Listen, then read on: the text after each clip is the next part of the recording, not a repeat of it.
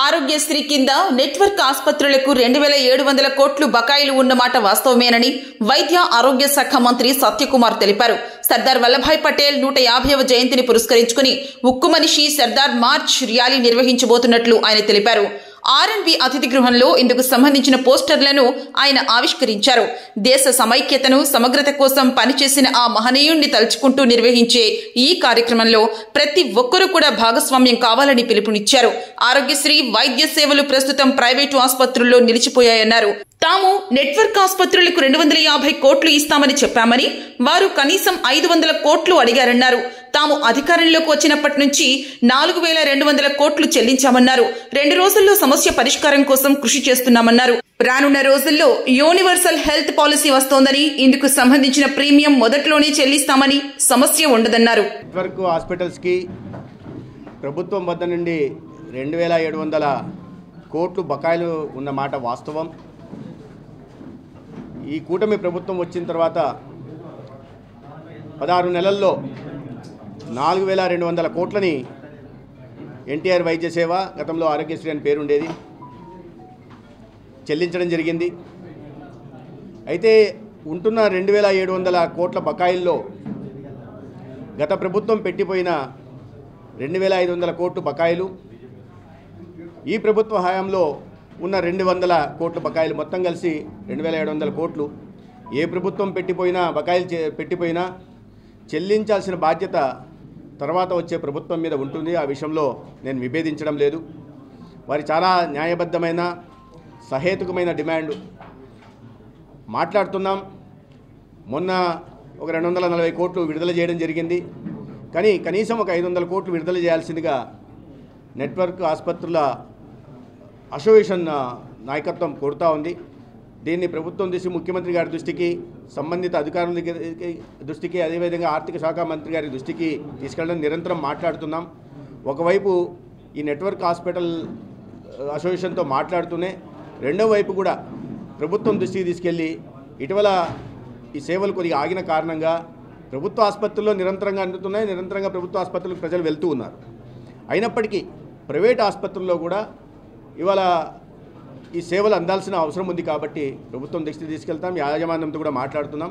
అయితే ఒక మధ్య మార్గంగా ఇక్కడ నేను చెప్పలేను, కానీ ఒక ప్రత్యామ్నాయ మార్గం కూడా తీసుకొచ్చి శాశ్వత పరిష్కారం దీన్ని కనుగొనే దిశగా కూడా ఇవాళ ప్రభుత్వం ఆలోచిస్తూ ఉంది.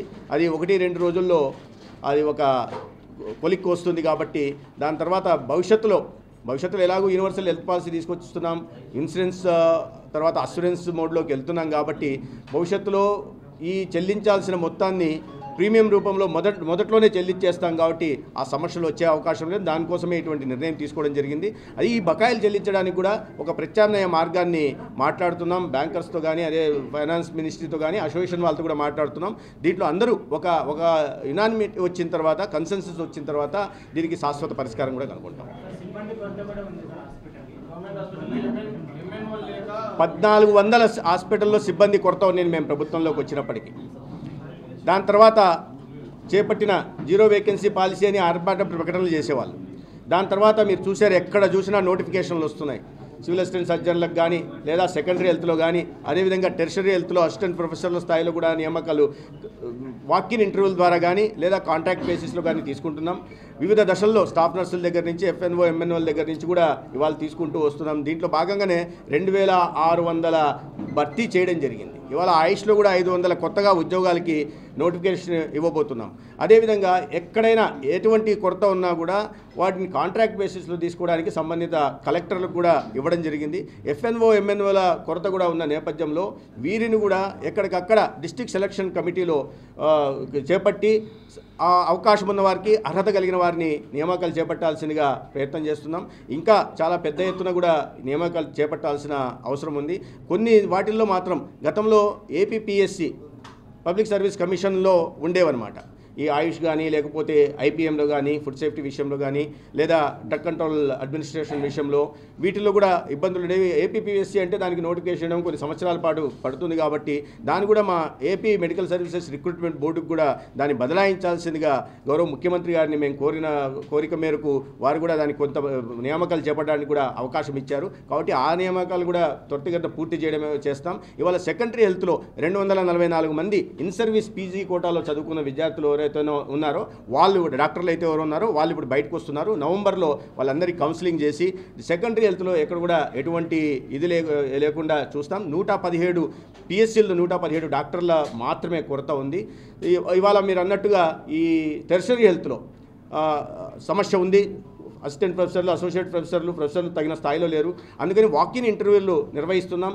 రెండో వైపు ఈ లాటరల్ ఎంట్రీ ద్వారా కూడా సెకండరీ హెల్త్ నుంచి టెర్షరీ హెల్త్కి కూడా నియామకాలు చేపడుతున్నాం.